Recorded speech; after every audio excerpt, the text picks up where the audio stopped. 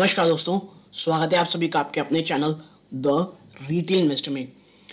दोस्तों, हैवेल्स इंडिया इसके quarter one के नतीजे आ चुके हैं और बात करें अगर इसके नतीजों की तो बहुत ज़्यादा एंटिसिपेटेड था। निवेशक बहुत ज़ोर से इंतज़ार कर रहे थे इस स्टॉक के रिजल्ट के आने का, क्योंकि अगर आप पिछले एक साल में देखेंगे ना तो इस स्टॉक ने कह सकते हैं आप मात्र एक साल में 6% की तेज़ी दिखाई है और ना ही ये बहुत ज्यादा भाग रहा है दोस्तों, ना ही बहुत ज्यादा गिर रहा है। एक पिछले 6 महीने में ये दोस्तों सिर्फ एक कंसोलिडेशन में है। ऊपर आप 100-200 रुपए ऊपर नीचे कर लें, 100 रुपए बस उसी के आसपास ये स्टॉक ट्रेड कर रहा है।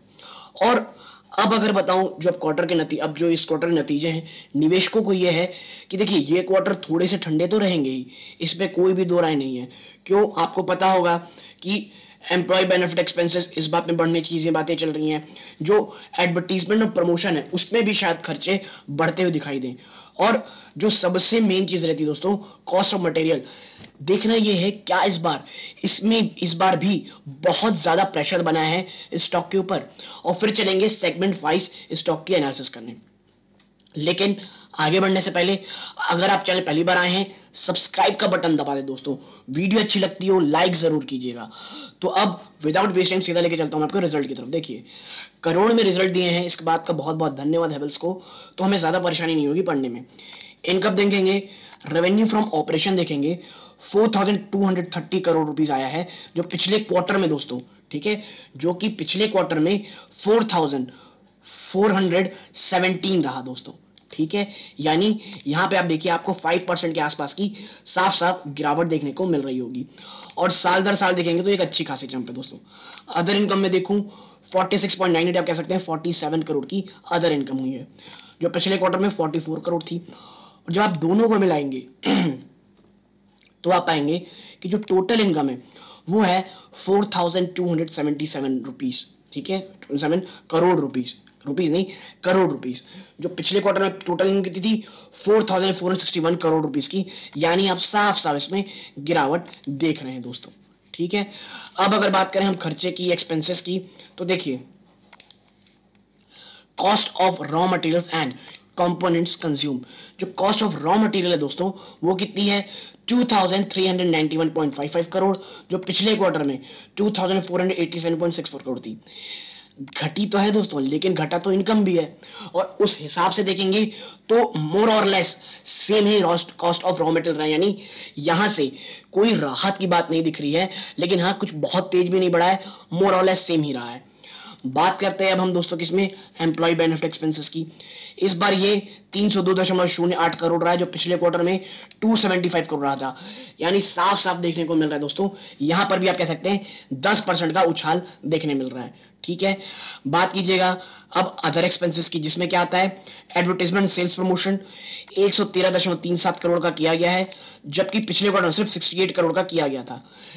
यानी कि आप देखिए अप्रॉक्सीमेटली 70 से 80% की बढ़ोतरी देखने को मिल रही है किसमें, प्रमोशन है। फिर भी टोटल इनकम में बढ़ोतरी नहीं हुई है दोस्तों, और ये बिल्कुल भी अच्छी चीज नहीं है। अदर्स की बात करेंगे तो इस बार 450 करोड़ का रहा है, जो पिछली बार 430 करोड़ था। यानी हर जगह से आप देखिए बढ़ोतरी हो रही है, बस एक कॉस्ट ऑफ रॉ मटेरियल से थोड़ा राहत मिली है, ठीक है।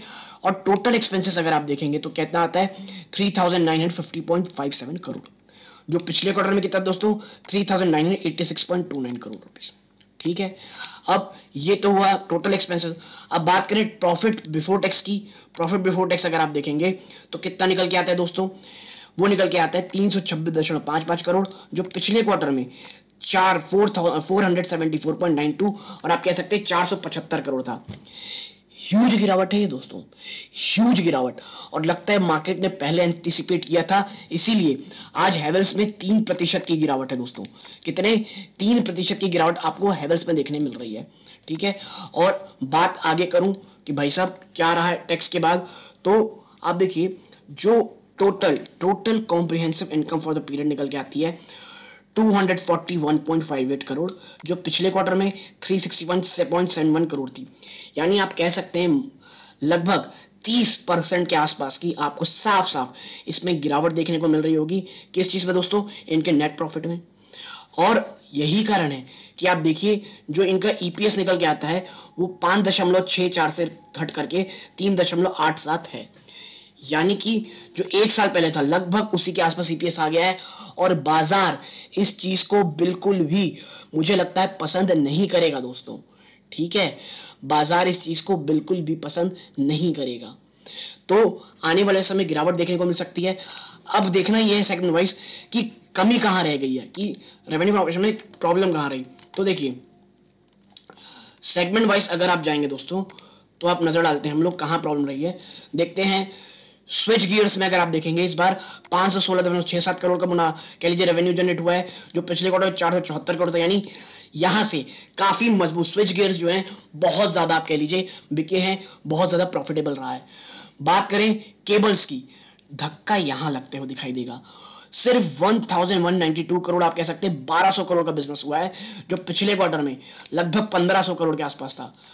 ह्यूज गिरावट है केबल के सेल्स में, बड़ी गिरावट आपको देखने को मिल रही है।